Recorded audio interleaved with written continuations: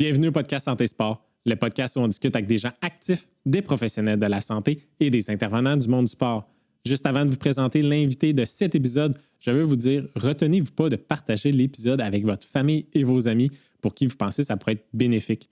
Si vous êtes sur Spotify, laissez un 5 étoiles et si vous êtes sur YouTube, abonnez-vous à la chaîne, ça aide vraiment le podcast à grandir. Notre invité pour cet épisode est détenteur d'une maîtrise en thérapie du sport. Après avoir remporté le championnat provincial 2023-2024 de soccer universitaire avec l'UQTR, il poursuit ses études au deuxième cycle. À l'été 2025, il est sélectionné pour devenir le thérapeute du sport agréé de l'équipe de hockey des Remparts de Québec. Veuillez accueillir Francis Assouya. Francis, bienvenue au podcast Santé Sport. Merci beaucoup de me recevoir. Tu es thérapeute du sport agréé Yes. pour les Remparts de Québec. Mm-hmm. Tu as aussi joué au soccer universitaire avec l'UQTR. Ouais. Comment tes émotions lors d'une game ont évolué depuis que tu as passé du terrain vers le banc? C'est une bonne question. Honnêtement, ça ressemble quand même beaucoup, je te dirais. Moi, j'ai toujours été quelqu'un de très compétitif. Puis là, de travailler avec des athlètes de cette envergure-là, de ce niveau-là, je te dirais que dans un game, quand on score, je saute quand même un petit peu sur le banc, je célèbre quand même, je crie avec les gars quand il y a des belles actions. Fait que ça se ressemble. C'est sûr que je dirais dans la défaite, c'est peut-être moins pire. Quand que je perdais en tant que joueur, c'était la fin du monde, je pleurais, c'était la fin pour moi. Puis comme thérapeute, je suis capable de me détacher, mettons, après la game plus rapidement. Je te dirais que pendant, là, les émotions sont autant fortes que quand je jouais. Là, puis ça me fait vivre des émotions, c'est sûr, cette gang de jeunes-là. T'as joué longtemps au soccer? Quand même longtemps, oui. T'as-tu commencé jeune? Commencé jeune, je te dirais, aussitôt que j'étais capable de courir puis de marcher, je jouais. Là, puis mon père, il a toujours été un fan de soccer. Fait que dès que j'étais assez vieux pour pouvoir jouer, j'étais inscrit parce que j'étais hyperactif aussi. Fait qu'il fallait que je bouge d'une façon aussi. Là. T'as-tu fait d'autres sports?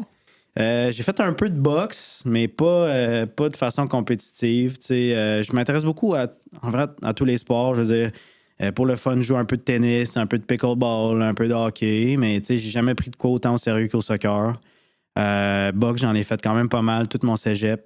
C'était plus d'entraînement plutôt que des compétitions. Puis là, j'ai recommencé à en faire un petit peu plus récemment, là, maintenant que je suis athlète, un athlète recyclé. Là. Fait que, Ça a été quoi ton parcours au niveau du soccer? je te dirais que ça a quand même commencé, ça a commencé jeune, vers 5 ans, je te dirais, 4-5 ans. J'ai quand même toujours joué compétitif. Dès que j'ai pu jouer un petit peu plus compétitif, je l'ai fait. Le 3A, pour moi, ça a commencé à 13 ans. Fait qu'à partir de l'âge de 13 ans, je jouais ici à Québec pour les Phoenix des Rivières dans un club ici. J'ai joué jusqu'à mes 17 ans. À mes 17 ans, j'ai décidé de passer à senior directement pour prendre un step dans mon jeu puis tout ça. J'ai joué senior en civil en même temps de jouer collégial D1 au Cégep Garneau. Fait que je suis rentré à Garneau, j'ai joué D1 pendant 3 ans, 3 saisons. Puis après ça, je me suis fait approcher par Trois-Rivières pour aller jouer là-bas. Fait que j'ai fait toutes mes études supérieures, dans le fond, mon bac, ma maîtrise, en jouant pour l'UQTR, jusqu'à l'année dernière, dans le fond, que j'ai terminé. Tabarouette. Ouais. T'as-tu des blessures au cours de ta carrière? Par où commencer? J'en ai eu pas mal. Je te dirais que quand j'étais jeune, c'était moins pire. Mettons, vers la fin de mon cégep, c'est là, on dirait que ça a commencé à plus survenir. J'ai eu des grosses blessures, mettons, aux chevilles, des bonnes entorses, puis c'est toujours plus difficile de récupérer de ça à 100%, surtout que dans ce temps-là, je connaissais pas tant ça, la réadaptation. Je prenais pas ça à sérieux. Je prenais pas ça à cœur, je prenais pas ça au sérieux. Fait que ça m'a comme suivi, ça l'a empiré avec les années. J'avais de l'instabilité quand même assez chronique aux chevilles. Des fois, ça m'arrivait de me virer à la cheville, me faire un entorse, puis en dedans de 3 jours, j'étais revenu parce que je savais que ça récupérait tellement vite que... Fait que mes chevilles, j'ai eu beaucoup de misère avec ça. J'ai eu une bonne blessure. J'ai une fracture de la clavicule encore de finale du championnat canadien. Au pire moment ever. Genre, c'était le match que j'attendais depuis toute ma vie parce que l'histoire avec moi, c'est que j'étais tout le temps proche d'aller au championnat canadien avec mes équipes, mais genre, je l'atteignais jamais. T'sais, en civil, fallait, mettons, finir premier au classement. Je finissais deuxième. Fallait gagner les playoffs. Je perdais la finale. T'sais. Puis toutes les équipes que j'ai faites, j'étais tout le temps sur le bord d'eux. J'ai perdu 3 fois en finale provinciale au Cégep, à Garneau, pour m'empêcher d'aller au Canadien. Puis là, à l'université, j'ai commencé, on y allait à chaque année, mais ma première année que je suis allé, c'était vraiment plus émotif pour moi. J'étais prêt à jouer. On jouait contre une grosse équipe. On était comme un peu les underdogs. Deuxième demi, honnêtement, je jouais à la game de ma vie, puis tombé. Le sol était tellement gelé, là, il faisait moins 20 dehors au mois de novembre à Kamloops. Je suis tombé direct sur l'épaule, j'ai entendu un crrr. Je fait ah non. Le clavicule était cassé. Tes pieds ont sauté ou contact Non, avec je un me gars? suis fait trébucher par un gars, puis je me suis mal rattrapé, j'aurais pu mieux tomber, mais je suis comme tombé, puis le sol, comme je te dis, était tellement dur que je suis chanceux que mon épaule n'a pas débarqué. C'est vraiment ma clavicule qui a pris le choc. Ça a cassé comme une branche, tac. Fait que j'étais out, puis mes rêves de championnat canadien étaient partis aussi avec ça. Ça m'a fait de la peine en maudit. C'était la première année. C'était ton premier championnat canadien? Ouais. Puis t'en as-tu eu d'autres après? Ouais, c'est ça. C'est arrivé à ma deuxième année universitaire. Ma deuxième année universitaire, puis dans le fond, j'ai quand même été chanceux. J'ai comme fait 4 championnats canadiens en 2 ans. Ben, je n'ai fait 2 en civil. Je jouais en senior 3A pour Chaudière-Ouest. Puis on a été champions de la saison 2 années de suite. Fait qu'on a fait 2 championnats canadiens. Puis en même temps, dans ces 2 saisons-là d'automne, avec les Patriotes, j'ai fait 2022 et 2023, les 2 championnats canadiens. Fait que ça a quand même été, comme je te dis, je n'ai manqué une coupe, mais je les ai rattrapés en dedans de 2 ans. Je les ai condensés, puis c'était vraiment des émotions fortes. Justement, j'ai regardé mes chums qui jouaient cette semaine, là, mes coéquipiers de l'année passée qui étaient au championnat canadien, puis je repensais à ça, à quel point ces matchs-là, ça m'a fait vivre des émotions. C'est tellement intense. Ça donne le goût genre, de retourner sur le terrain, de rejouer, c'est sûr, ça me manque, mais ouais, ça m'a fait quelque chose de regarder ça cette semaine aller. Ouais. Parce que là, présentement, ça fait combien de temps que tu as arrêté la compétition? J'ai arrêté fin octobre 2024. Fait que ça fait un an. Ouais, pas mal un an, là, tu sais. Puis j'ai vraiment arrêté complètement. J'ai pas fait de saison d'hiver, j'ai pas fait de saison d'été. Je pense que c'est le premier été que je jouais pas depuis que j'avais comme 5 ans. Je voulais vraiment un break. J'avais le corps magané. Je commençais ma nouvelle carrière professionnelle. Fait que, tu sais, je voulais vraiment me concentrer là-dessus, tu sais, sur ma nouvelle job, puis tout ça. Fait que je voulais prendre un break, là. As-tu été capable de dépenser ton surplus d'énergie? Pas tant, je te dirais. Je te dirais que la motivation a vraiment été tough de m'entraîner, je veux dire, dans les derniers mois. Là, ça commence à vraiment être mieux. C'est sûr que le fait de s'entraîner avec quelqu'un, ça m'aide, mais ils disent que les athlètes, tu les vois souvent, ils vont, après leur carrière, leur compétition, ils vont venir, ils vont prendre du poids, ils vont arrêter de s'entraîner, ils vont tout ça, mais c'est comme quand tu fais quelque chose toute ta vie, puis tu t'entraînes dans le but de performer là-dedans, puis que du jour au lendemain, tu l'as plus, t'es comme un peu, c'est quoi mon but, c'est quoi mes objectifs, pourquoi je m'entraînerais, OK, c'est pour être en santé, mais comme j'ai pas envie de me dépasser puis de me donner fort juste pour être en santé. Je suis capable de bouger 2-3 fois par semaine de façon modérée, comme les recommandations le disent, je serais correct, mais comme moi, je suis tellement compétitif dans la vie que j'ai besoin de me prouver dans un sport, dans une action, de relever un défi. Puis on dirait que même encore aujourd'hui, j'ai de la misère à trouver ça serait quoi ma prochaine étape dans le sport, mettons. C'est sûr que là, je vis des belles émotions avec les remparts, puis mon côté compétitif, comme je t'ai dit, je le vois sur le banc pendant les matchs, mais moi, personnellement, me dépenser, je trouve ça un petit peu plus difficile. Ça a été tough sur la motivation dans les derniers mois.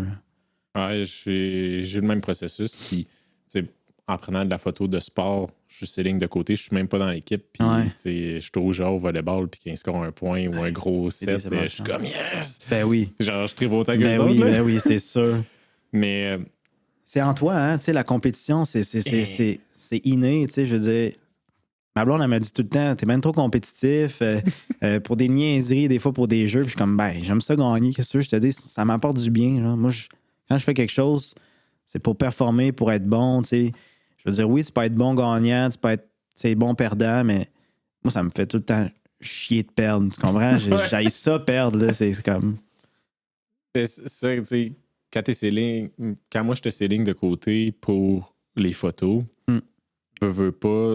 Je suis quand même proche, autant physiquement que à la longue, tu développes des affinités avec certains athlètes. Puis ça devient pas tes amis proches, mais ça devient des très bonnes connaissances. Puis que comme. J'en ai vu des filles de voler pleurer, là. Des deux bords. T'es capturé, Ouais, mais j'ai vu des pleurs de joie. J'ai vu aussi des pleurs de tristesse.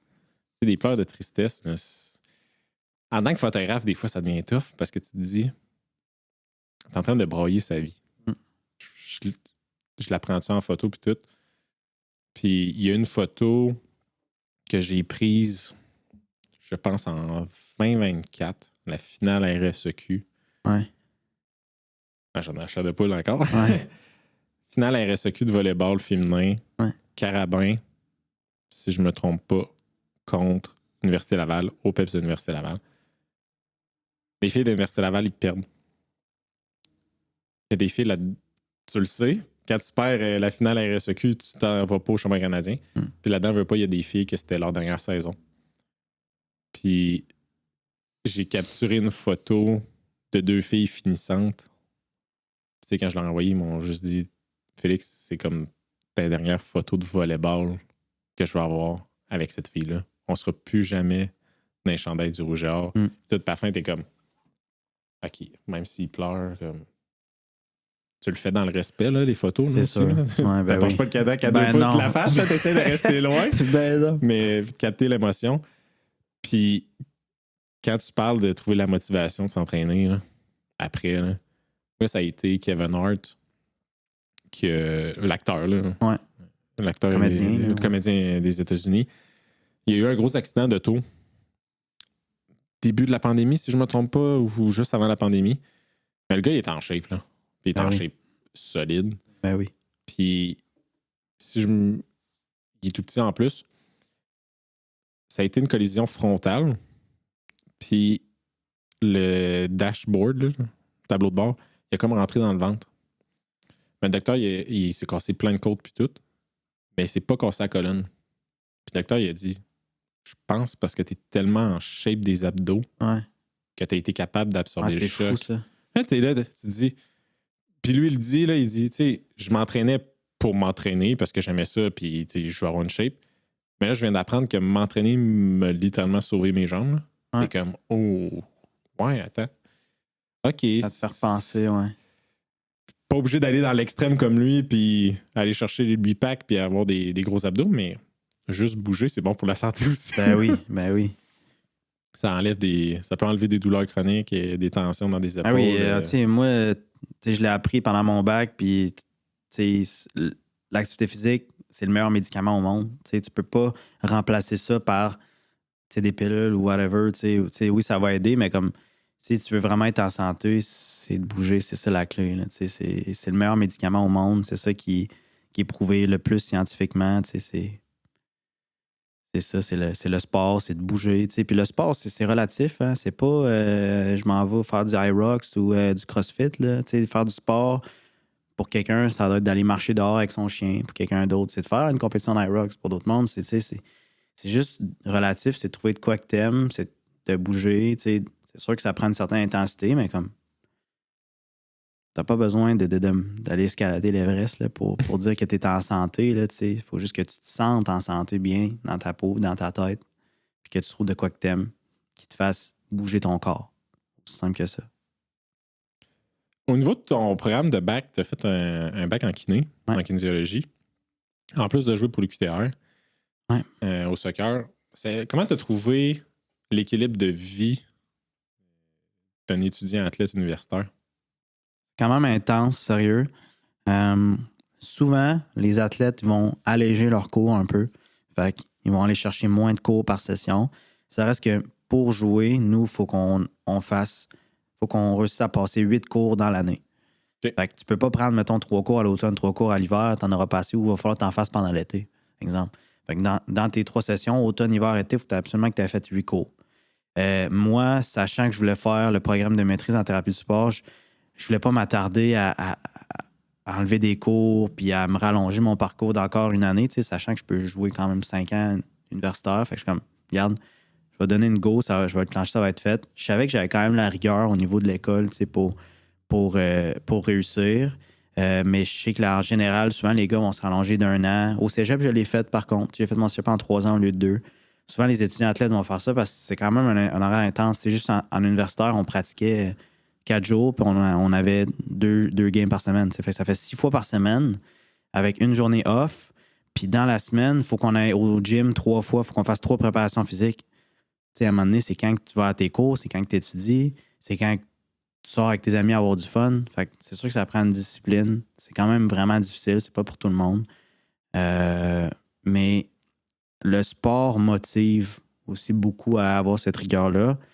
T'sais, je le vois avec mes jeunes au rempart, des fois qui n'ont pas de temps la grosse motivation à l'école. Ils pensent qu'ils vont faire la Ligue nationale, ils pensent qu'ils vont aller jouer pro, mais des fois, ils pensent pas à, mettons, je vais peut-être jouer universitaire après, mais c'est pas juste de jouer au hockey, c'est de faire des études universitaires. C'est complètement différent en même temps. Là, là, tu penses vraiment à ta carrière autant en dehors de la glace que sur la glace. Fait que ça me prend quand même une rigueur, mais j'ai vu des gens pas très motivés à l'école qui ont réussi très bien leur parcours puis qui finalement ils ont trouvé un intérêt qu'ils pensaient pas avoir. Ils ont poursuivi des études qu'ils pensaient jamais faire.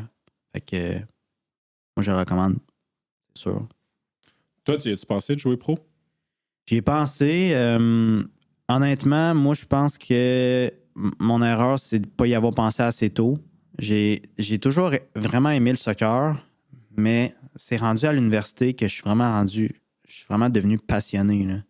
Okay. C'est là où j'ai commencé à penser, regarde, c'est peut-être possible pour moi parce que dans mon équipe, j'avais des gars qui ont déjà joué pro, qui ont fait des académies de la MLS, qui ont signé même des contrats pro, puis qui finalement, pour des raisons quelconques personnelles, ils ont décidé de poursuivre leurs études, puis à la place, puis on continue à jouer à un bon niveau. Fait que dans ce temps-là, quand tu as déjà des gens comme ça à côté de toi qui jouent, puis que tu es comme, hey, ben, je suis quand même presque autant bon que lui ou plus meilleur que lui, tu sais, t'es comme, OK, ben, c'est peut-être plus réaliste que je pensais, le monde pro, c'est peut-être plus proche que je pensais.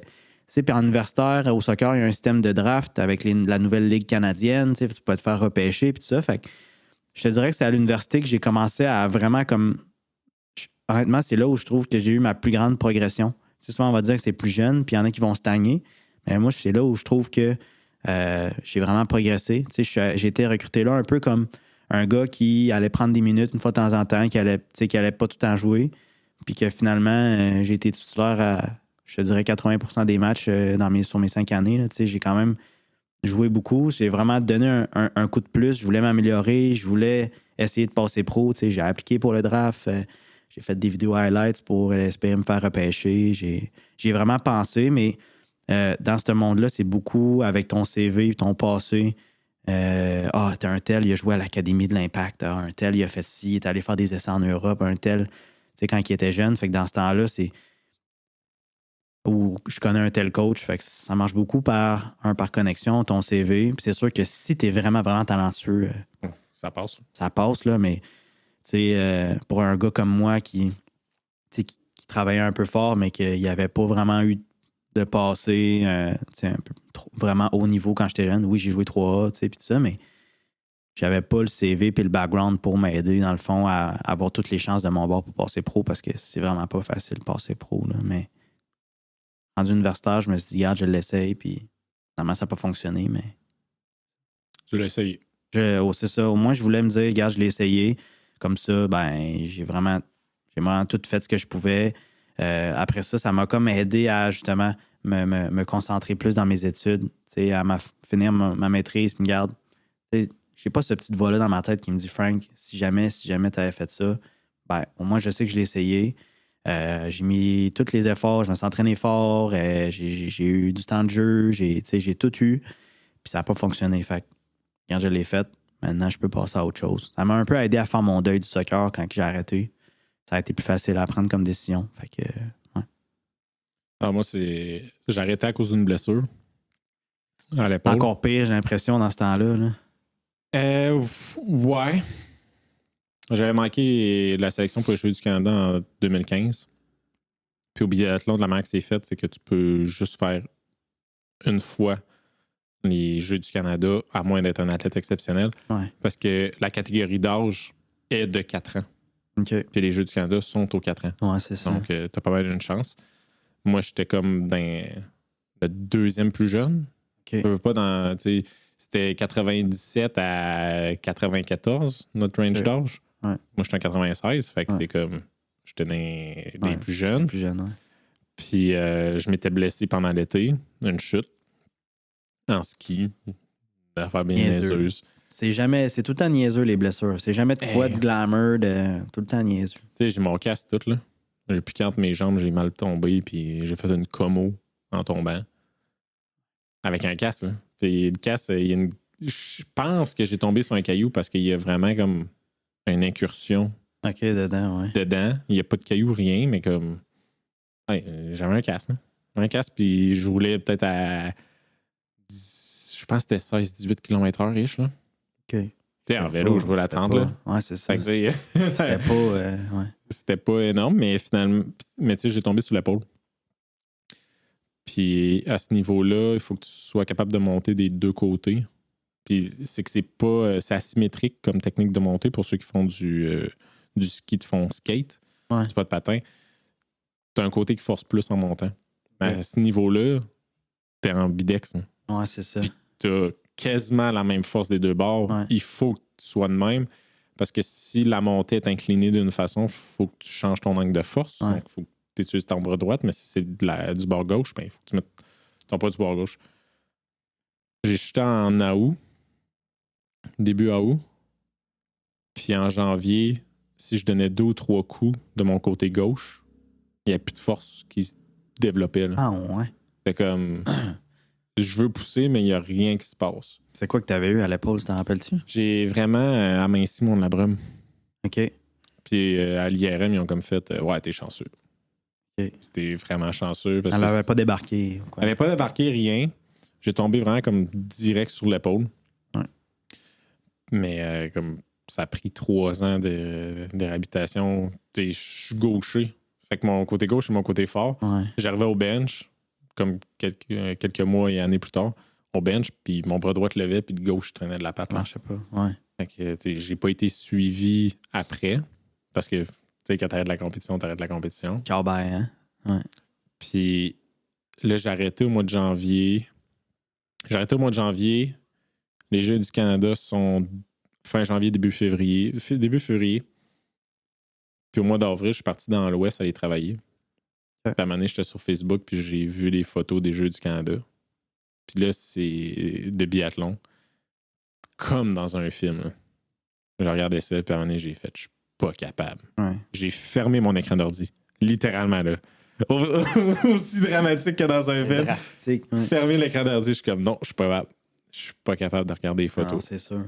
Non, c'est sûr. Ça vient de chercher, puis j'ai l'impression que c'est pire dans ton cas parce que de sortir sur une blessure, on dirait que tu restes sur ta faim. Tu sais pas trop si j'avais pu, tu sais. J'étais arrivé à un moment aussi que je voyais les athlètes plus vieux, de 26 ans, qui avaient... Il y en a un qui restait 1 an sa technique policière, puis il avait tout essayé pour le biathlon. Puis finalement, il avait comme pas terminé sa technique policière. Je voyais des gars de 24, 25, 26 ans, même pas de diplôme de cégep. Ouais. Puis j'étais comme, ces gars-là font tout pour aller sur l'équipe nationale. Ouais. Ils ont déménagé à Kenmore des années, et ils s'entraînent tout le temps, ils sont en colocation, ils étaient 5 ou 6 à Québec dans une grosse maison proche du centre de biathlon pour pouvoir économiser puis tous les sacrifices. Là, j'étais comme, OK, si ces gars-là que je juge qui sont bons ne sont pas capables d'aller sur l'équipe nationale. Ouais, c'est un peu... Ça refroidit un peu. Ça refroidit, ouais. Puis, tu sais, moi, ça m'est arrivé à l'été 2014. Puis l'été 2013, Jean-Philippe Legalec s'est entraîné à Québec tout l'été. Puis je le côtoyais. Fait que, tu sais, t'as un athlète olympien de la Coupe du Monde qui s'entraîne sur le même centre d'entraînement, littéralement aux mêmes heures. Là. Ouais. Puis l'année d'après, t'as le clash des gars de JP à cet âge-là, il y avait 20. À cette année-là, il y avait 27, 28, si je me trompe pas, 29. Puis l'année d'après, j'ai des gars de 25, 26 qui n'ont pas de diplôme de cégep puis qui sont pas capables d'aller sur l'équipe nationale. Quoi après? Ils font quoi après? Fait que je te dirais, ça m'a quand même donné une petite peur de comme... Fait que c'est plus le désir de compé, là. Ouais, c'est ça. Le désir de compé que je l'ai repris avec les 10 km, les demi-marathons, les marathons, puis les mythes, là, mais les pentathlons des neiges. À un moment donné, on trouve... Ça revient jamais à ça, là. C'est sûr que ça te fait pas vivre les mêmes émotions, là. Puis, tu sais, c'est quoi que tu as fait toute ta vie, tu as dédié toute ta jeunesse, toute ton enfance, toute ton adolescence. Moi, j'ai recyclé un peu en faisant du bénévolat pour les courses. Okay. J'étais très impliqué au niveau du comité organisateur. J'ai coaché un peu, mais c'était pas ma tasse de thé, coacher. Mais organiser les courses, être chef de piste, chef de chantier pour les championnats canadiens, ça, j'ai trippé. C'est le même que j'ai redonné au sport. Puis, il y a un livre, Champion dans la tête, qu'à la fin, il parle comme des petites phrases. Puis il y en a une que c'est retrouver le plaisir perdu. Tu sais, moi, j'ai eu la chance que le biathlon, je m'en suis pas écœuré à un point de comme plus jamais je touche à des skis, plus jamais je touche à une carabine. Ouais. Une des affaires qui me manque le plus du biathlon, c'est de tirer de la carabine. Ouais. Dès que j'ai la chance de tirer un gun, je le tire. C'est un art, puis ceux qui n'ont jamais touché à des armes, ça peut avoir de l'air vraiment bizarre ce que je viens de dire. Mais comme c'est méditatif, t'es dans le moment présent, puis ça, c'est l'histoire d'un podcast au complet. Là. Mais comme j'aime ça aller ski. J'ai encore cette passion-là. Fait que, tu sais, la blessure, oui, elle m'a peut-être sorti un peu plus vite que je l'aurais souhaité, mais en même temps, ça m'a permis de garder ma passion. Tu joues-tu encore au soccer de temps en temps? Non, c'est ça. Ben justement, moi, honnêtement, j'ai quand même fait un arrêt brusque. Là, j'ai remplacé dans une équipe, avec mon frère, une équipe récréative cet été, soccer à 7, bien tranquille. Puis c'était la première fois que je rejouais depuis... J'ai joué, c'est qu'au mois de juillet, c'est la première fois que je jouais depuis le mois d'octobre. J'avais vraiment fait un stop complet. J'avais besoin d'un break. Puis on dirait que jouer sans m'entraîner puis sans être en forme, j'avais comme peur de me reblesser, alors que déjà j'étais dans le pic de ma forme puis je me blessais. Fait que j'étais comme... Là, genre, mettons là, que je me pète le genou, je me pète la cheville, crème, puis je peux pas travailler. Après ça, je fais quoi? J'ai l'air niaiseux, tu sais. Ma job, c'est j'étais en présentiel tout le temps. Faut que je puisse intervenir sur la glace. Tu sais, je fais des voyagements, tu sais. On dirait que c'est plus ça qui me refroidit puis qui me fait des fois dire, regarde, ça mieux vaut pas le faire. Mais, tu sais, j'essaie vraiment... je pense vraiment à recommencer, là. C'est juste que j'ai comme pas de date fixe en tête, mais tu sais, j'ai plein de chums qui jouent pour le fun, tu sais, des chums qui ont arrêté un peu avant moi puis qui ils jouent pour le fun dans une équipe, tu sais, une ligue de garage bien relax. Je vais sûrement jouer avec eux l'été prochain ou l'hiver prochain ou quelque chose comme ça parce que c'est sûr que ça me manque. Mais, tu sais, j'ai quand même développé un autre petit intérêt pour le hockey, c'est sûr, depuis que je travaille. Là. Tout l'hiver, à cette heure, je vais à la patinoire extérieure avec mon frère, on joue au hockey. Tu sais, il y a genre 3 ans, j'avais de la misère à patiner. Là, je suis quand même rendu pas si pire. Là. Fait que là, j'aime vraiment ça. Fait que là, tu sais, on dirait que je suis moins à risque de me blesser. Je suis comme, je sais pas. On dirait que c'est plus ça pour moi qui... Peut-être que j'ai arrêté un peu trop tard parce que ce qui a été tough, je trouve, dans le sport universitaire, puis sûrement dans le sport de haut niveau, tu as dû le vivre aussi, mais c'est des fois comment que l'environnement peut être toxique. Peut-être que c'est différent vu que toi, c'est un sport individuel, mais... On s'entraîne en équipe. T'entraînes en équipe, tu sais, fait que tu vois un qui te dépasse, que un coach, c'est le favori du coach ou whatever, tu sais, puis c'est un environnement, des fois en universitaire, que tu vois des gars qui méritent pas vraiment d'être là, ou selon toi, ils méritent pas d'être là, puis qui sont là, toi, tu l'es pas, ou comme toi, tu fais une erreur, puis tu te fais mettre sur le side, puis l'autre, ça fait 5 matchs de suite qui est pourri, mais il est encore sur le jeu, tu te demandes pourquoi, tu sais.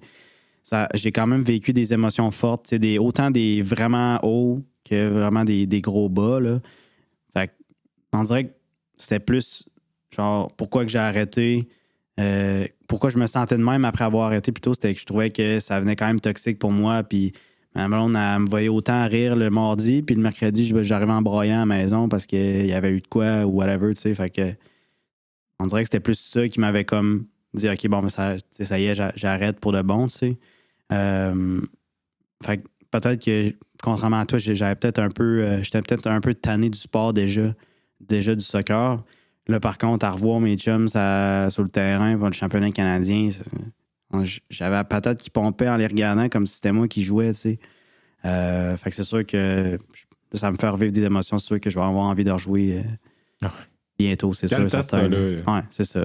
Quand ça va être le temps, je vais le savoir. là, je suis bien, je suis tranquille, je m'entraîne, je me garde actif. C'est l'équilibre.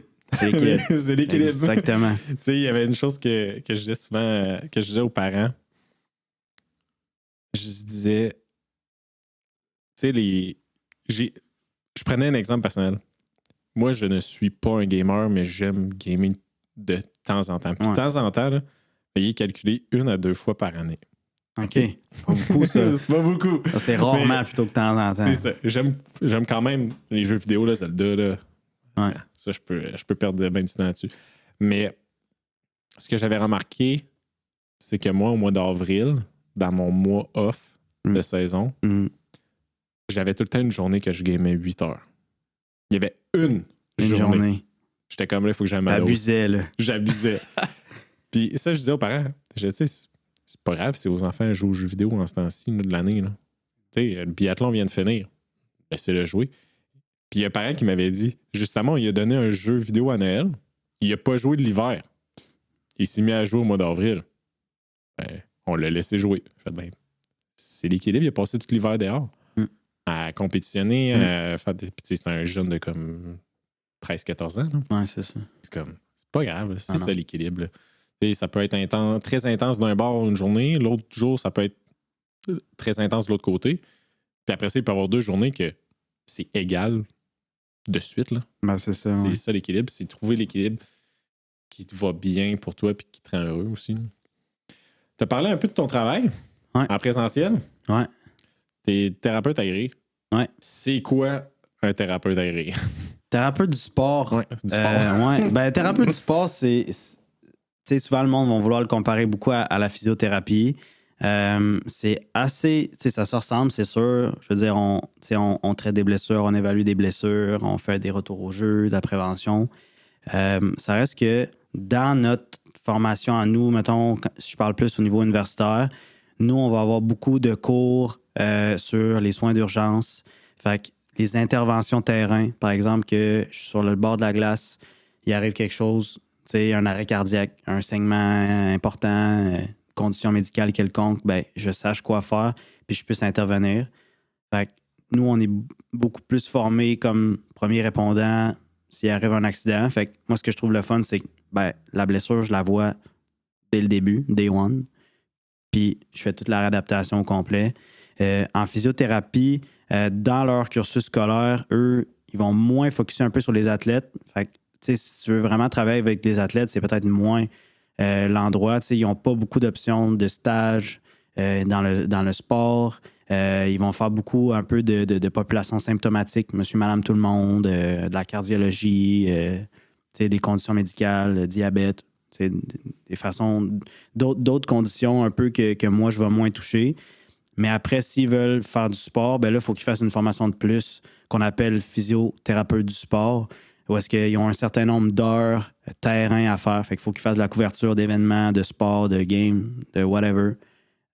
Puis ensuite de ça, il faut qu'ils étudient pour passer un examen, genre un peu d'examen comme moi je passe, parce que c'est un examen de 1 terrain. Fait qu'on a comme des stations.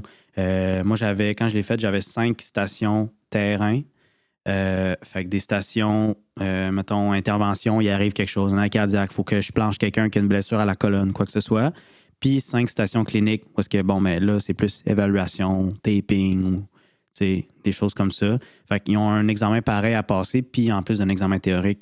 Fait que c'est comme, tu passes à travers ton bac maîtrise de physio, pour finalement, c'est juste à la fin que tu fasses du sportif, alors que moi, ben, j'ai mon bac en kin, j'ai de l'expérience comme en préparation physique aussi. Puis ensuite, je fais tout le long, j'ai été dans le sport, j'ai été avec des athlètes.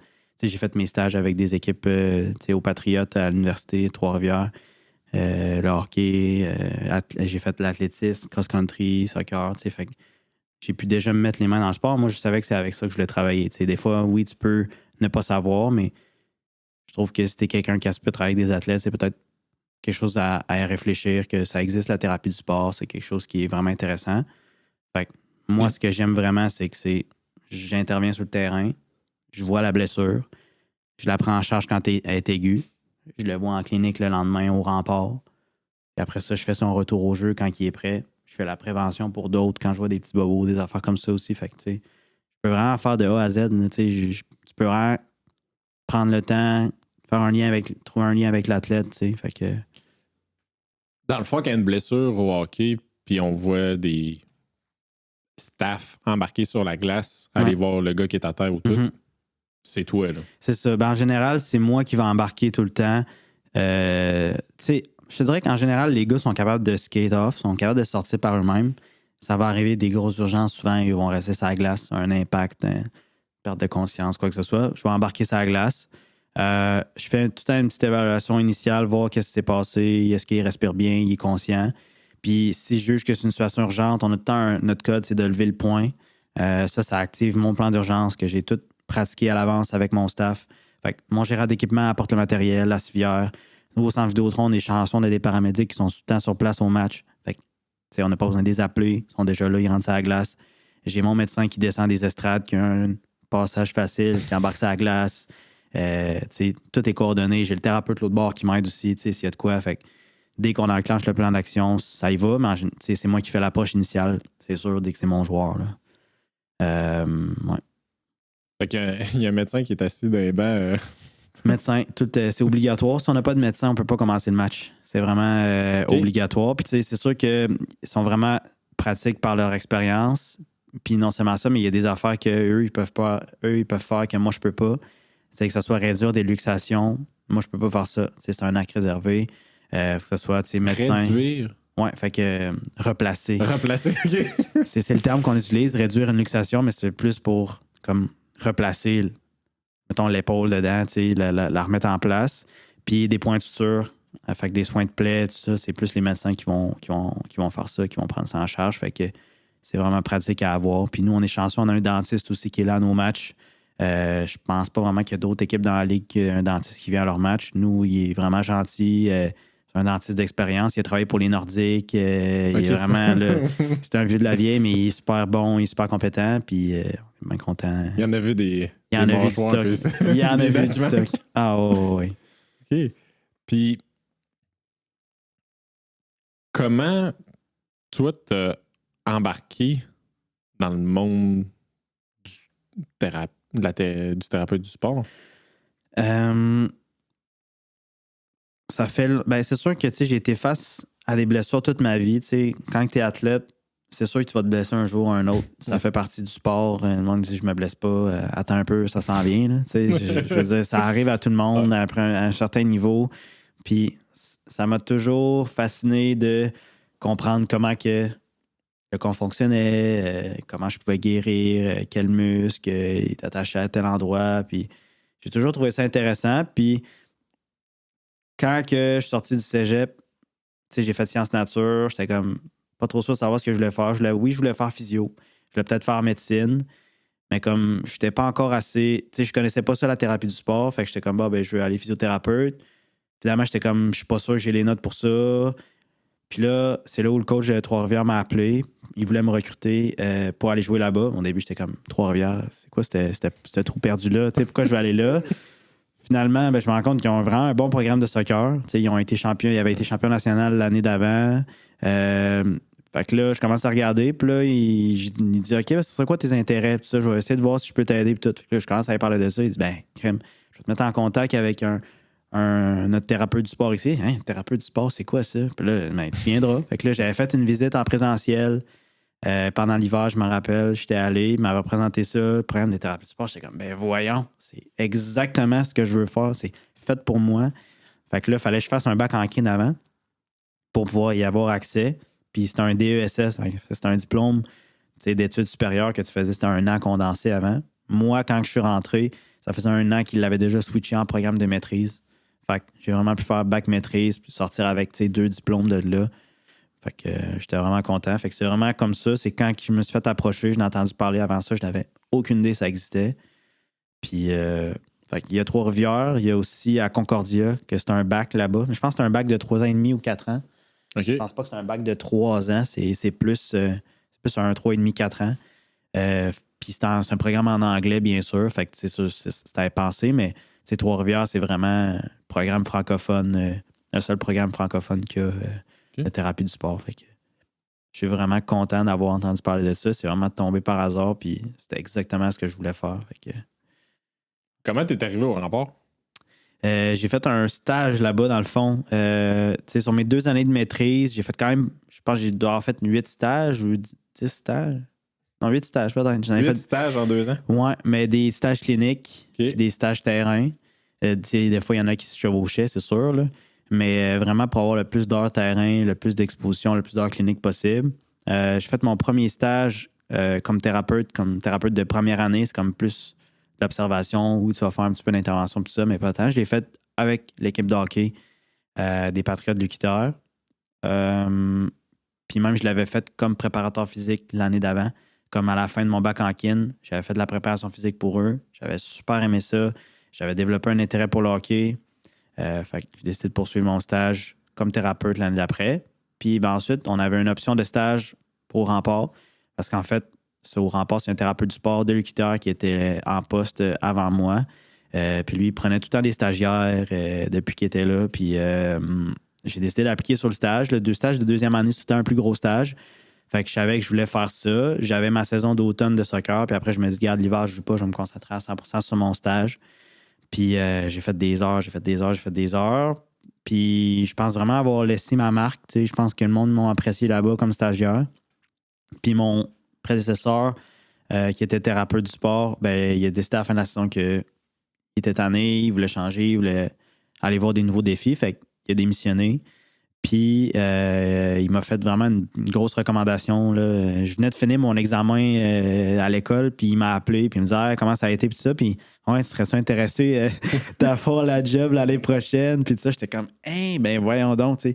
Si tu m'avais dit 1 an que j'aurais été là en ce moment, je t'aurais jamais cru. Là. Puis, tu sais, ça a vraiment été un concours de circonstances. Tu sais, je mentirais pas à personne. Oui, je suis vraiment confiant, puis je suis bon dans ce que je fais. Je suis sûr de ça. Mais c'est un concours de circonstances où je suis au bon endroit au bon moment.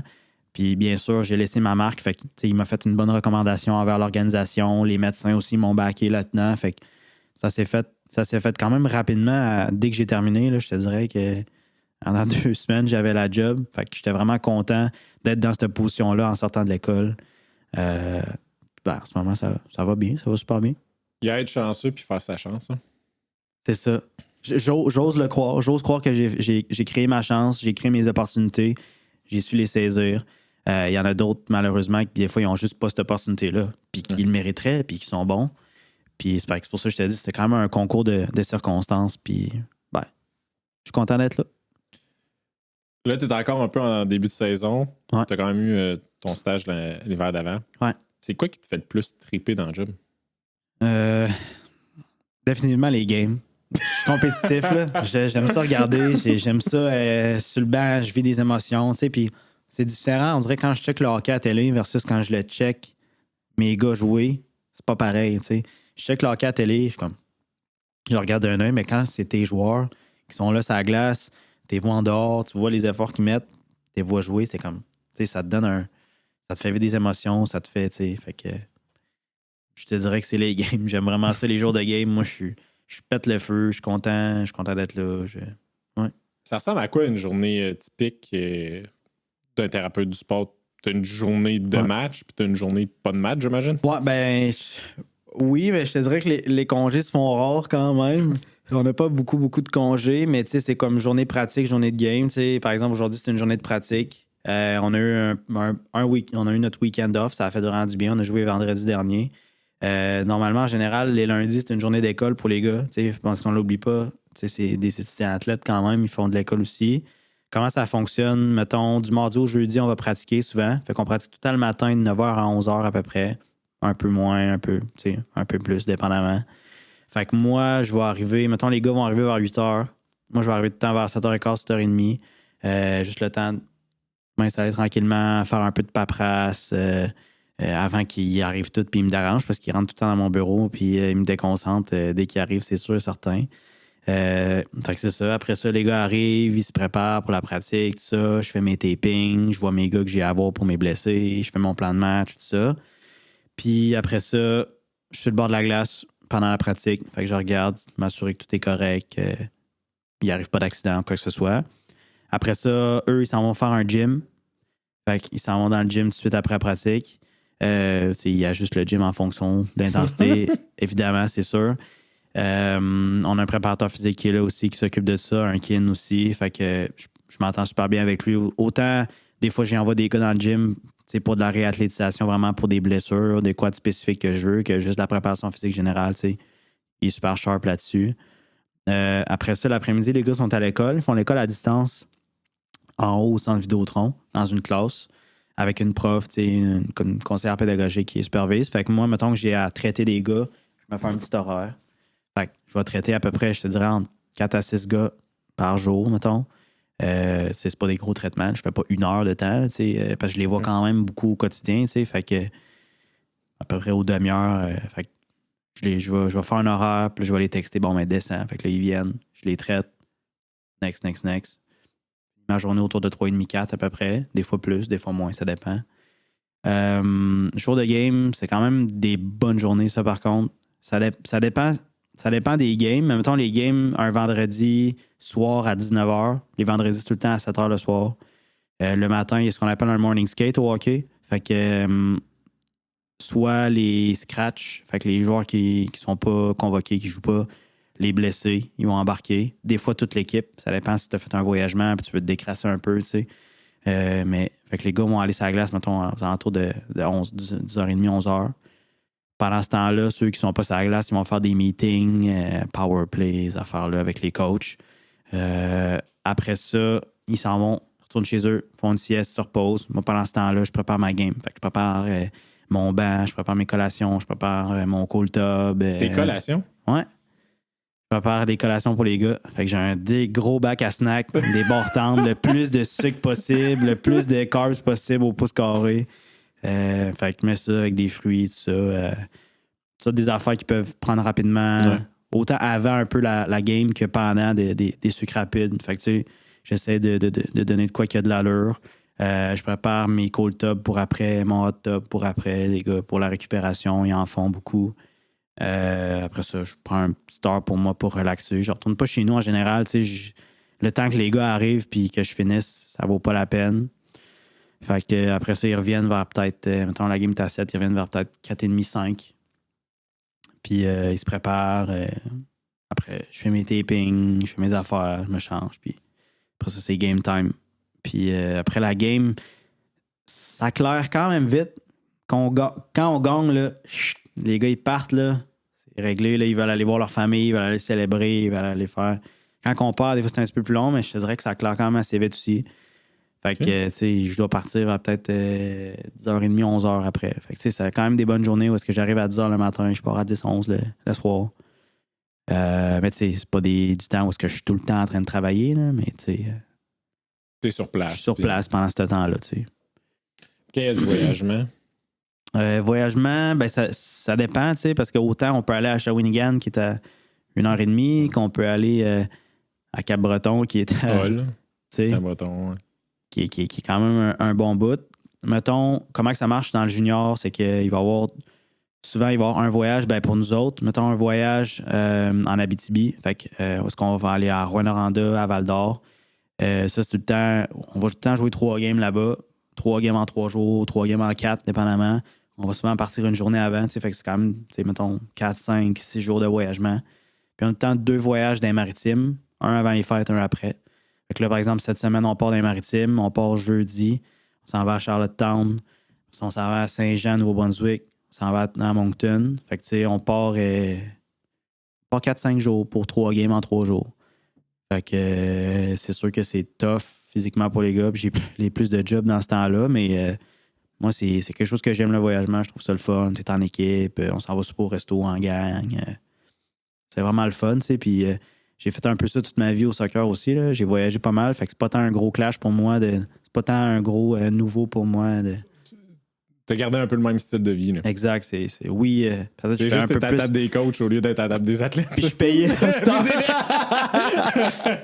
Avant ça, là, le compte bancaire, là, c'était pas... Compte bancaire d'athlète universitaire. Ah, ouais. On n'a pas tous des nils. C'était pas dans le positif. Ouais, c'est ça.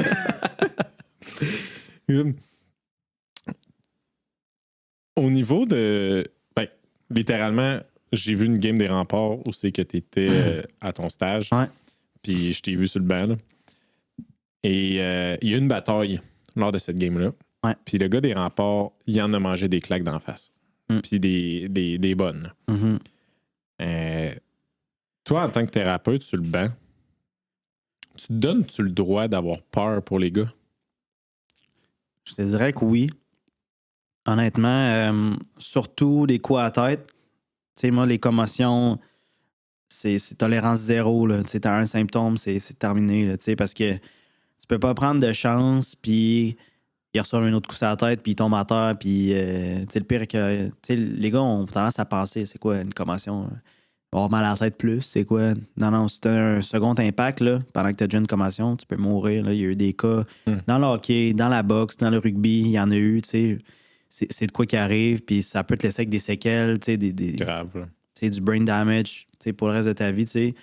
Fait que les batailles, on a tendance, c'est moins un gros impact, mais non, tu sais, tu peux tomber ses fesses puis avoir une commotion cérébrale, tu sais, avec le choc qui résonne, tu sais, ça arrive. Puis quand je vois les gars se battre, puis surtout se faire valoriser pour le faire, tu sais, les partisans ils aiment ça, mais quand tu réalises que c'est des kids de des fois 16-17 ans qui se battent, c'est comme bizarre un peu d'encourager ça, tu sais. Puis moi, ce qui me fait peur, c'est que ils réalisent pas ce que ça peut faire pour eux dans le futur. Tu sais, souvent, les jeunes, que ce soit pour n'importe quelle blessure, ils vont dire, bon, mais regarde, ils pensent juste à là, hey, fais-moi jouer le plus vite possible, je m'en fous de tout ça, mais comme après, ils pensent pas à après, puis c'est normal, ils le réalisent pas, ils connaissent pas ce qui peut arriver, mais moi, ce que j'ai vu, tu sais, ce que ma médecin, on s'en parlait tantôt, là, ma médecin-chef dans mon équipe, elle m'a envoyé un article, là, comme quoi que dans la Ligue, ils ont fait une étude sur la Ligue nationale, là, comme quoi que ceux qui avaient juste deux batailles dans leur carrière, dans leur vie, ils vivaient 10 ans de moins que ceux-là qui n'en avaient pas.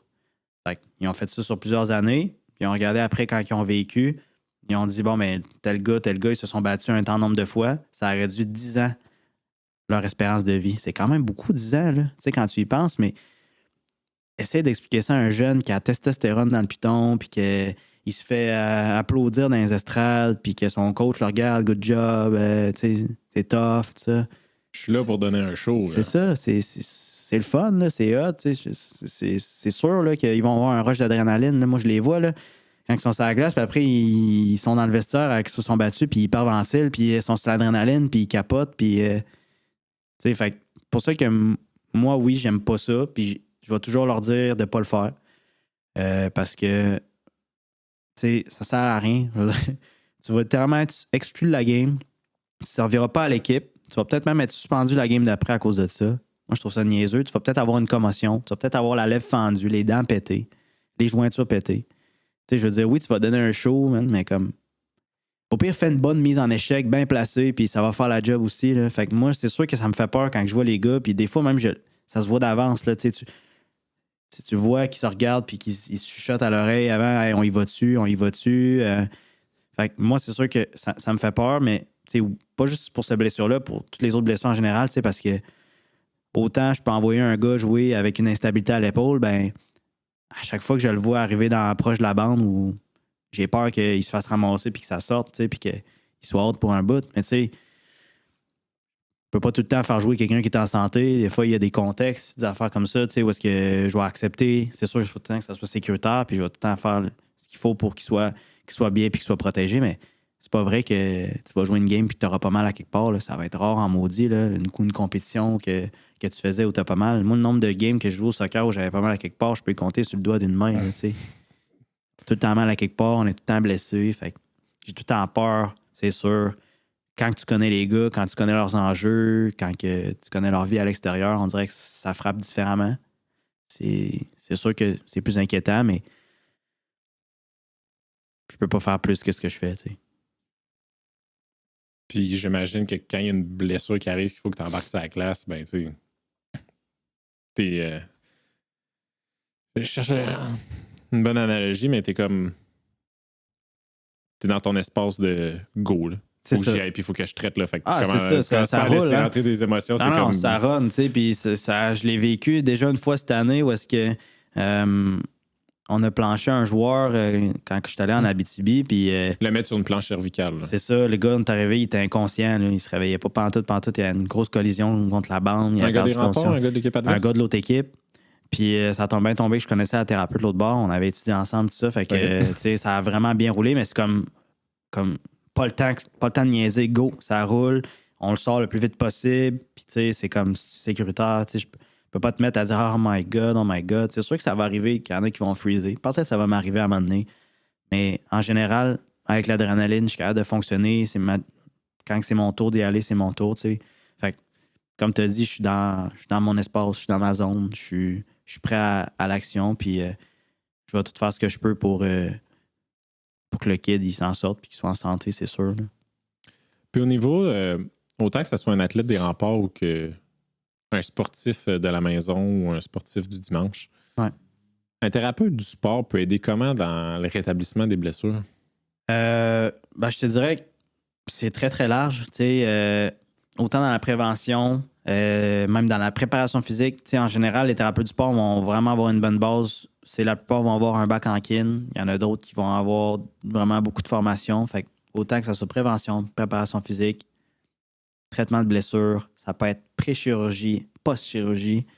Ça s'applique à... C'est quand même large. Puis, dans la définition, c'est aussitôt que tu es actif d'une manière ou d'une autre. Tu rentres dans notre champ de pratique, dans notre champ d'expertise.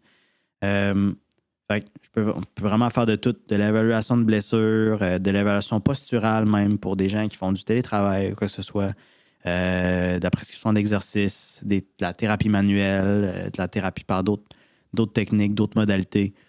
C'est vraiment large, là, je te dirais que on peut pas mal faire une prise en charge de A à Z, là, vraiment, comme je te dis, la blessure est arrivée fraîche sur le terrain à go, tu recommences à jouer la semaine prochaine. Fait que moi, c'est ça qui me fait. Tu me demandais ce qui me faisait triper tantôt. Je te dirais que comme thérapeute, c'est vraiment ça. C'est sûr qui me fait vraiment triper. C'est hey, j'ai pris ce gars-là, il s'est blessé devant moi. Puis là, regarde, il est de retour sur la glace, il est fort, il est plus fort qu'avant, il est prêt à jouer, il a le sourire d'en face. C'est une satisfaction qui s'achète pas, qui n'a pas de prix. Là. Fait qu'au niveau des thérapeutes du sport, vous avez, comme tu l'as mentionné tantôt, vous avez des cours de premier répondant pour les cas d'urgence. Ça ressemble à quoi concrètement? Tu as parlé tantôt de la luxation, ça, vous ne pouvez pas la faire, ça, c'est le médecin. Ouais. C'est quoi les choses que les thérapeutes du sport peuvent faire? C'est sûr, la luxation, on ne peut pas la réduire, la replacer, mais on peut vraiment l'évaluer, puis la stabiliser, puis l'envoyer. OK. Fait à l'hôpital ou c'est un médecin sur place, quoi que ce soit, mais ça peut être une fracture ouverte, fracture non déplacée. Je sais comment stabiliser ça avec une attelle, de la bonne façon. Mettons que j'ai un cas médical, fait que quelqu'un qui est en choc, en état de choc à cause d'une allergie. Je suis capable de... Mettons les signes vitaux. C'est quoi les signes vitaux d'un choc? La pression, elle va être vraiment basse, puis le pouls, il va être vraiment haut pour compenser. Fait que c'est des affaires que faut que je sache médicalement qu'est-ce qui arrive, parce que moi, je vois, mettons, un athlète au sol, il est inconscient. Des fois, je n'ai pas vu ce qui s'est passé. C'est-tu traumatique? C'est-tu médical? Y a-tu mangé des peanuts avant puis il n'était pas supposé? Est-ce que, je vais aller à l'extrême, est-ce qu'il se pique la drogue puis il fait une overdose d'opiacés? Je le sais pas. C'est toutes des situations qu'on a été formés, qu'on a été préparés, que ça allait de la fracture, de juste la foulure de cheville, de juste une overdose, un problème médical, un saignement artériel vraiment intense, comment mettre le garrot, comment pacter la plaie, comment tout fermer ça, comment plancher un joueur qui a une atteinte au niveau de la colonne. Je te dirais qu'on est vraiment formé pour tout ça. Là. Fait qu'il arrive n'importe quelle urgence sur le terrain, on sait quoi faire ou au moins comment faire le plus vite pour l'envoyer à l'hôpital puis le référer à un médecin qui va le prendre en charge. T'sais. Je vous vois comme des ambulanciers, des paramédics, mais de banc de sport. Quasiment. C'est sûr qu'on n'a pas toute leur expérience, puis eux, ils ont beaucoup plus d'expérience que nous, ils ont beaucoup plus de cours techniques. Ils ont des cours de conduite aussi. Ils ont des cours de conduite. Oui, certains, ils ont des cours de conduite. Moi, en général, je suis content quand ils arrivent parce que je sais qu'ils vont être plus compétents que moi, ils vont être plus efficaces, ils ont plus de matériel que moi. Fait que, tu sais, quand ils arrivent, moi, je suis content, je leur mets dans les mains. En général, tu sais, comme je te disais tantôt, au centre Vidéotron, on a tout le temps des paramédics qui sont là. Moi, je vais agir à titre de leader, où est-ce que moi, tu vas me voir peut-être plus à la tête de l'athlète, où est-ce que je vais poser mes questions, je vais faire mon évaluation, puis c'est plus moi qui va dispatcher, bon, mais telle affaire. Fait comme ça, les paramédics, tous les points plus techniques, plus comme manipulation, ils sont meilleurs que moi pour le faire. C'est eux qui vont le faire, tu comprends? Fait que moi, je suis comme, bon, mais toi, t'es sur l'oxygène, toi, t'es sur ci, toi, tu mets les straps. Fait que je vais rester plus comme en supervision. Comme ça me permet d'avoir la tête plus froide que je suis en train de pomper un cœur parce qu'il est en arrêt cardiaque puis j'ai pas le temps de réfléchir à ce qui se passe. Il faut que je garde mon Ça va être rythme. l'ambulancier qui va le faire. Ben, c'est ça. En général, moi, je vais essayer de déléguer ces tâches-là pour pouvoir me concentrer le plus sur la situation globale. Tu sais. Mais c'est des affaires que je pourrais faire aussi. Mais les paramédics sont beaucoup plus performants que nous autres, beaucoup meilleurs que nous autres en soins d'urgence, c'est sûr. Là. Fait que, tu sais, c'est pas parce qu'il y a un thérapeute du sport à un événement sportif que les ambulanciers ne doivent pas être là. Ben non, puis c'est aussi simple que des fois, j'ai juste besoin de leur transport, les paramédics. Des fois, j'ai juste besoin de leur grosse ambulance avec leur grosse civière. Ben non, mais c'est ça. Tu sais, je me vois pas rentrer un gars plancher dans un char, là. Ou un gars avec une fracture du fémur qui a la jambe de même. Mais non, tu sais. Dans le coffre du RAD4. Ben, du c'est RAV4, ça marche pas, là, tu sais. Tu sais, des fois, je veux juste leur transport, j'ai juste besoin de leurs mains, de leurs bras, tu sais. Fait que je te dirais que 90% des urgences qui arrivent sur un terrain, ben, si je suis un thérapeute du sport, c'est correct. T'sais, moi, je vais être capable de le gérer. Mais je te dirais que s'ils sont là, ben, ça va être mieux géré. Fait on est meilleur que des gens qui font juste une formation d'une fin de semaine, ça, c'est sûr. On est meilleur que la base, mais on n'est pas autant bon que des paramédics. On est bon dans d'autres choses. Moi, je suis plus expert en musculo-squelettique. Eux sont experts en traumatique médical. Ouais. Intéressant. Ça fait une belle boucle de l'étude du sport et retourner dans ces lignes de côté. J'ai une dernière question pour toi, une question que je pose à tous mes invités. Ouais. Tu l'as effleuré un peu au début. Ouais. Mais ça veut dire quoi pour toi, être en santé? Être en santé, c'est sûr que ça implique de bouger. Mais comme je te dis, c'est de bouger de n'importe quelle façon. Ça peut être de faire ton jardinage l'été, ça peut être d'aller marcher avec ton chien, ça peut être de. Faut juste que tu bouges. Tu sais, quand même, tu sais, certaines fois dans la semaine, tu sais, une couple de fois dans la semaine, de quoi que t'aimes. Qui te fait activer tes muscles, qui te fait activer ton cœur, puis que t'aimes surtout parce que c'est impossible de garder une habitude si tu fais de quoi que t'aimes pas, tu sais. Moi, je le sais que la course à pied, là, j'haïs ça, là. C'est ça le secret, courir. Mais courir après un ballon, c'est différent. Courir après un ballon pendant 90 minutes, là, c'est vraiment plus le fun, là, tu sais. Moi, courir pour pas de but, juste pour courir sur le trottoir, je suis pas capable. Ben, je le fais parce que je veux rester en forme, mais je suis pas capable. Fait que moi, par où je vais avoir plus de fun, c'est mettons jouer au pickleball avec mes collègues ou à la patinoire extérieure avec mon frère, aller marcher avec mes parents. T'sais, moi, c'est le genre d'activité-là que j'aime, que ça va être plus, mettons, sportif, mais c'est propre à chaque personne. Fait que pour moi, être en santé, c'est juste faire une activité qui bouge, que t'aimes. Ça va te garder en santé, ça va te garder actif. C'est mieux que rien. Ils vont dire hey, regarde l'autre, là, il s'entraîne fort, tout ça. Si on se compare, là, ça marche pas. Là. Quand on se compare, on se console, là, c'est la pire affaire à faire, c'est de penser à regarde l'autre à côté en fait plus que moi. Ben non, tu bouges, t'as du fun, t'es pas sédentaire. C'est parfait. Compare-toi à la personne qui était hier. Ben, exactement. Exactement. Tu sais, c'est d'être meilleur, de continuer à s'améliorer. Tu sais, autant je le vois avec mes parents, ils essaient de se garder en forme. À la retraite, tu sais, c'est sûr que moi, je les motive beaucoup, je les aide, tu sais, je leur fais des recommandations d'entraînement, puis tu sais, c'est sûr que je suis dans le domaine, mais tu sais, il a fallu vraiment que je fasse un gros speech à ma mère comme quoi que c'est pas perdre du poids qui va te mettre en santé, c'est si tu travailles ton cœur à ton âge, si ton cœur est en santé, tu réduis beaucoup tes risques de mortalité. Si tes membres inférieurs sont plus forts, tu as beaucoup moins de risques de chute, qui est beaucoup plus de quoi qui est vraiment fréquent chez les personnes âgées, que c'est dangereux qu'eux, s'ils font une petite chute, ils peuvent se casser à peu près tout le corps. Fait que juste essayer d'expliquer que c'est pas parce que tu vois pas de chiffre descendre sa balance que t'es pas en santé. Fait que c'est d'être en santé, tu bouges, ton cœur, il pompe, tes jambes sont fortes, t'es fonctionnel. T'as pas besoin de plus que ça, tu sais, dans ma tête. Fait que... Puis c'est sûr que Moi, ce qui est le fun aussi, c'est que ma blonde, là, elle étudie en nutrition, justement. Elle termine. Fait que, tu sais, elle me fait aussi voir beaucoup de choses d'un autre œil, entre guillemets, tu sais, beaucoup de croyances, puis par rapport à l'entraînement et à la perte de poids que je pensais pas que c'était comme ça avant. Puis ça m'a beaucoup, beaucoup aidé dans ma pratique, là, je te dirais, pour puis pour répondre à ta question, en fait, qui est de c'est quoi être en santé, tu sais.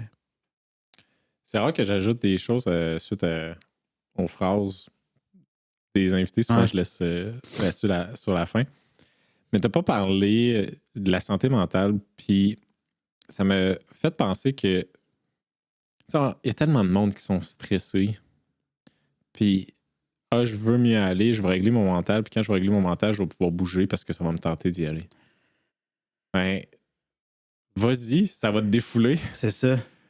Puis, tu l'as mentionné au début que comme tous les bienfaits de bouger, là. Puis là, je parle pas de courir sur l'asphalte, comme de bouger physiquement. Ouais. Au final, ça défoule. Ouais. Juste marcher dans le bois, des fois, ça défoule. Ouais. Ça te permet de méditer sur des questions, des fois. Puis des fois, tu te dis, hey, j'y vais, puis je pense à rien. Exact. Puis j'en profite. Puis d'autres fois, c'est comme, hey, c'est littéralement hier, je faisais du ski erg au gym. Ouais. Puis j'ai pogné une question pour une invitée qui s'en vient dans le mois. Ben, tu vois, c'est parfait, ça. J'étais comme... Puis je la cherchais, cette question-là. C'est quand même une grosse invitée qui s'en vient. Son épisode va être publié quand notre épisode va publier. Mais j'étais comme... J'ai besoin d'une question pour elle, puis ça va être difficile, je sais pas comment. Je suis en train de faire du ski erg, puis je suis comme... C'est ça, la question. Flash. T'as note tout de suite. Tout de suite. Un 20 minutes de ski erg, il y a une autre fois avec Blaise. Ouais. J'étais en train de courir sur le corridor des cheminots. Ouais. J'écoute un des podcasts qu'il avait fait. Il dit de quoi, puis je suis comme mais ça, c'est une question. Je sors mon Messenger sur mon cell. Bon, là, une question pour Blaise. Là. Je pourrais poser telle question, puis on m'entend respirer parce que je suis en train de courir. En train de me mettre une note vocale. Mais comme bouger. Ça fait du bien. Ça fait du bien au corps, à l'âme. Ça fait du bien. Puis, tu sais, la santé mentale, honnêtement, moi, je pourrais aussi t'en parler pendant un bout parce que au rempart, surtout, c'est de quoi qu'il y a quand même beaucoup d'enjeux par rapport à ça. Tu sais, le monde a l'air de penser que c'est juste, c'est des athlètes. Ben non, c'est des enfants qui ont des problèmes, qui vont à l'école, mettent tout sur le hockey, tous leurs espoirs sur le hockey, mais il y a quoi? Il y a 1 ou 2% de l'équipe là, qui va tourner pro. Il n'y en a pas beaucoup. Fait que c'est comme des fois aussi de penser à après. Puis ce qui est le fun au rempart, c'est que depuis l'année passée, on a commencé à accueillir des stagiaires psychoéducatrices. Fait qu'on a des psychoéducatrices qui viennent. En fait, il y en a une stagiaire et une psychoéducatrice qui viennent 3 jours semaine. Fait qu'ils viennent du lundi au mercredi. Je te dirais que l'année passée, c'était quand même difficile d'expliquer aux gars pourquoi c'était pertinent pour eux d'aller les voir. Cette année, on dirait que ça a fait un effet domino. Il y en a un qui s'est parti, puis les gars parlent beaucoup plus de, comment ils se sentent. Moi, comment je l'ai introduit, c'est tous mes blessés comme long terme. Tu n'avais pas le choix de passer par eux. Parce qu'on est d'accord qu'une blessure long terme, c'est physique pendant une semaine, puis après ça devient mental. Parce que tu vois tes chums s'entraîner, tu vois tes chums pratiquer, puis toi, tu peux pas rien faire. Tu fais des alistiques. Exact. Le sport que tu t'entraînes toute ta vie pour, t'es out pour 6-8 semaines, même plus des fois. 1 an, tu as un ACL ou quoi que ce soit, puis tu peux rien faire. Fait que ça devient vraiment mental rapidement. Moi, c'est quelque chose que je voulais vraiment changer quand j'allais devenir thérapeute du sport, parce que j'en ai vécu des blessures de longue durée, puis que, c'est tough mentalement. Là, tu vas à l'école, mais comme tu es habitué de te dépenser de ta pratique avec tes amis, tu peux pas. C'est difficile à expliquer comme feeling, mais fait que moi, je l'ai introduit comme ça. Fait que tous mes blessés, ça faisait partie de la réadaptation. Il faut que tu ailles voir, faire des rencontres, des suivis, Et après ça, il y a d'autres problèmes qui arrivent. Les gars, ils commencent à voir, tel consulte, moi, sérieux, ça va pas. Là. Regarde, je trouve que j'ai beaucoup de pression. On a des jeunes qui sont médiatisés beaucoup. Il y en a il y a des articles qui sortent sur eux. Le kid, il a 17 ans, 16 ans. Il y a des RDS, il y a des, qui ont de la pression de leurs parents, de leurs agents, des fans. C'est niaiseux, mais il y a des fans qui écrivent des messages de haine à nos joueurs après match parce qu'il a mal joué. Hey, il a 18 ans.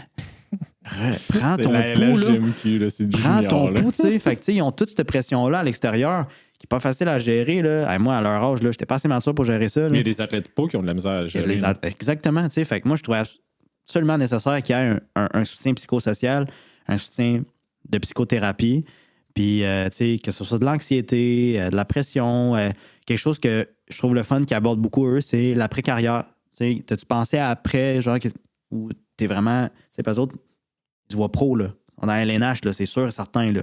Mais comme, probablement pas. Tu fais quoi si ça arrive pas? Tu sais, t'as-tu pensé aux études? T'as-tu pensé à ta job? Qu'est-ce que t'aimes dans la vie autre que le hockey, tu sais?